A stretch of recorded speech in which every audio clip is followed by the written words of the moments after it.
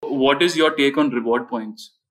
Okay, so that's a pretty big topic in its own right because there's an entire industry around it, the loyalty industry or the reward point industry. But simply put, I think these things can be pretty effective or ineffective depending again on the psychological impact.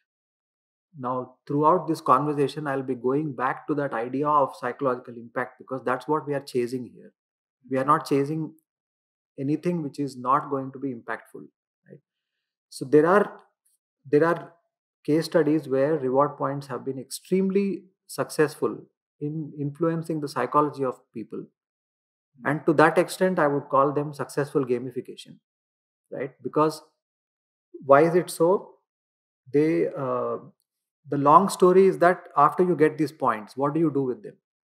That's a question which naturally comes to the user. Of course. Yeah. Now, what are the options the company is giving me? Are those options somehow to my interest? So these are the big questions, right? If I can find good answers to these questions, then I like those points.